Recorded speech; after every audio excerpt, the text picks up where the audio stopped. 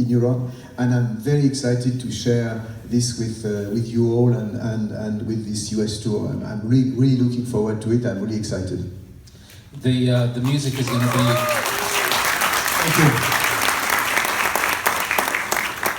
The music, as you said, is going to be a combination of earlier work and music from the new album, and of course electronica. And I want to talk a little bit about that because Electronica 1 is Grammy nominated for Best Dance and Electronic Album. Thank you. And I know when I have to tell you, I met Jean-Michel probably about this time last year. Maybe we had a conversation. Yes, even and when he asked if I would do this, I was delighted to, as you can see, to hang out with him because he's cool.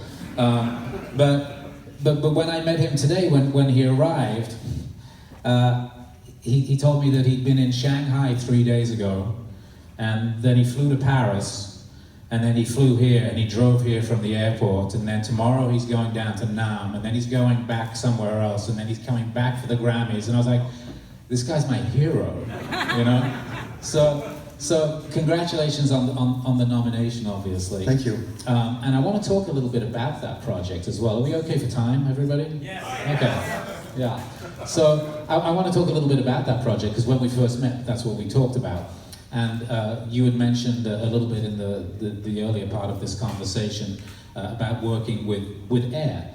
And some of the other people, the collaborators that you worked with, you ended up doing 2 albums because you did so much. And I know it took you a long time doing all these collaborations. But you also used a mix of old technology and new technology. As you mentioned, with the Air song, you went back and dug out a lot of old equipment. And I know that you've mentioned in the past that the new technology and the access to unlimited tracks is fantastic, but the thing that I read that really sort of spoke to me was you were talking about how a painter has 4 tubes of paint, and if they have 4 tubes of paint, then they know what they're working with, and they have somewhere to start and somewhere to go and something to create. But when you have 1 million colors, by the time you've got to the 1,000,000th, you've forgotten what the first one was. So in the bringing this into the making of music with the technology that we have today, there's so many options, so many ways to cut the cake, so to speak. When you started with Electronica, with that project that turned into 2 albums, what did you really want to do apart from working with these other people? What was the technological achievement of making this music and these albums? These are very interesting questions. Finally, right? Questions. The two points you really raised, and they are very interesting points. The collaboration process. How do you collaborate these days in days where we have most of the time people are featuring artists in their album, and it means that they're sending files to people they will never meet, they will never talk to, and more sometimes for marketing reasons than anything else.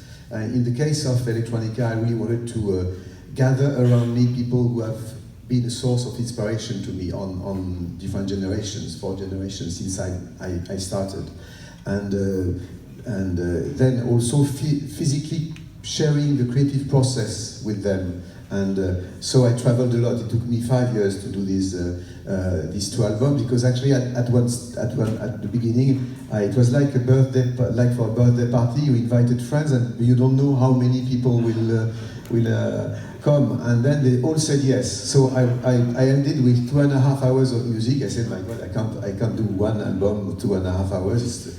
In days where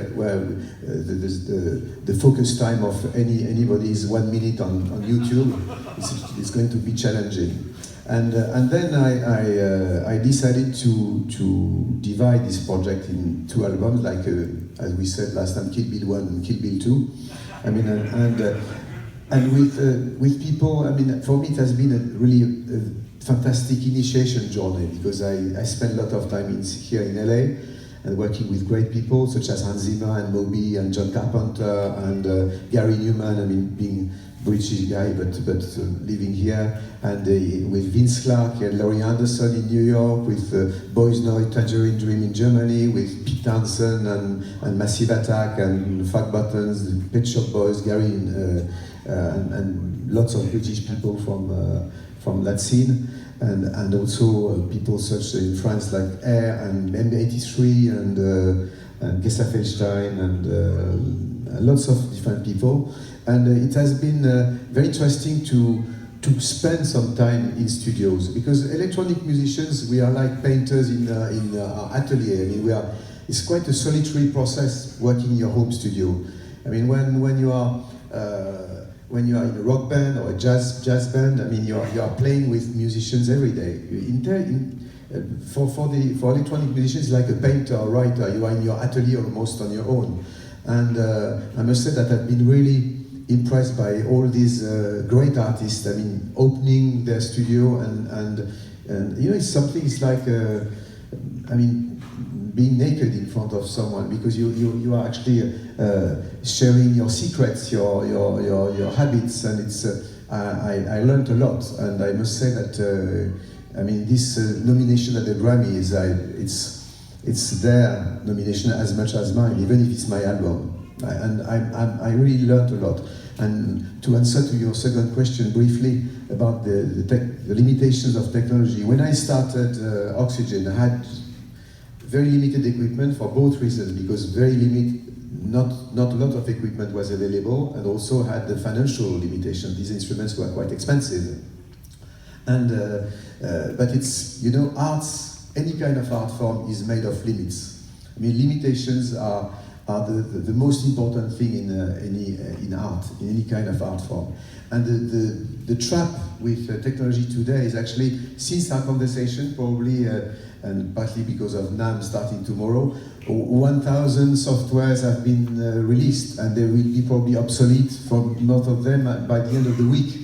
And if you start to be trapped with this, you lose yourself, and you become archivists instead of doing music. And my advice for a young musician would be, okay, choose carefully one plugin, one synth, whatever, and just stick to it at least for 6 months or 1 year, because what you can, I mean, the only interesting music you can do, it will come from yourself. It's not going to come from your instrument. So just try to get stuck to it, because it's the only way for you to express and to find in yourself what you can do, which could be obviously different from your neighbor. And whatever the technology is, actually, this is the same thing. I did, after Electronica, this album Oxygene 3, and maybe we'll talk about this briefly, but after this massive production of Electronica involving lots of artists, and we're talking about Air, but also with Hans Zimmer, which is not the most minimalist musician in the world. I mean, we ended with tracks of 100 piece of music, songs of 100 tracks. And with the first Oxygene, the Oxygene has been done on 8 tracks, and in 6 weeks. So for this new Oxygene, I said after Electronica, I would like to go back to a kind of minimalist approach by lock myself up in the studio for 6 weeks, and just say, okay, I'm not having more than 8 elements per track. And it's a very interesting process these days. I mean, to less is more, as we know, for everything. Yeah. This is difficult these days, because we all have the tendency to put, yes, I put this more and more and more. It's like in cooking, you know, a little more salt, a little pepper, and after it's disgusting, you know. So you well, that's when you just pour more wine in, and that's right, and then you forget everything. Hope for the best. I think that one of the things you must have realized from the process of all those collaborations, I hope you realized, was how revered and respected and admired you are as a musician and as somebody who trailblazed electronic music. Thank you very much. Thank you.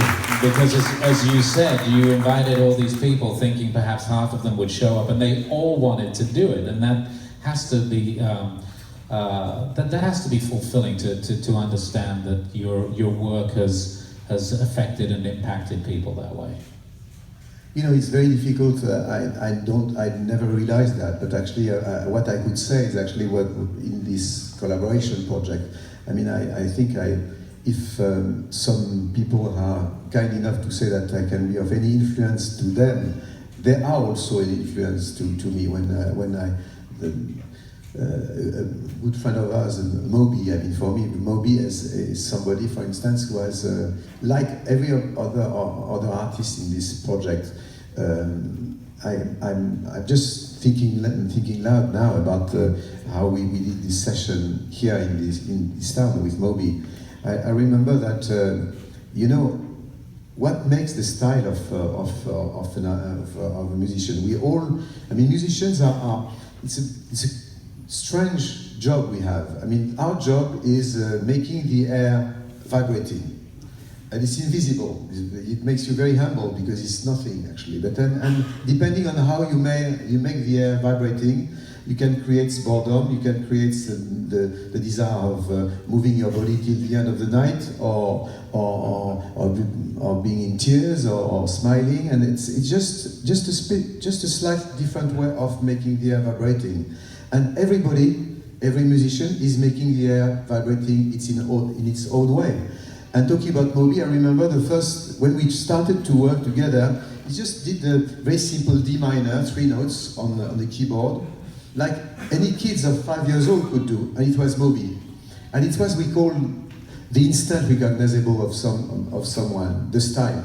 And it's true that you hear 30 seconds of Moby, 30 seconds of Air, or Massive Attack, or Hans Zimmer, or John Carpenter. I mean, you know instantly it's them and nobody else. And this is not something that technology can give you, that it's coming from your own heart, actually.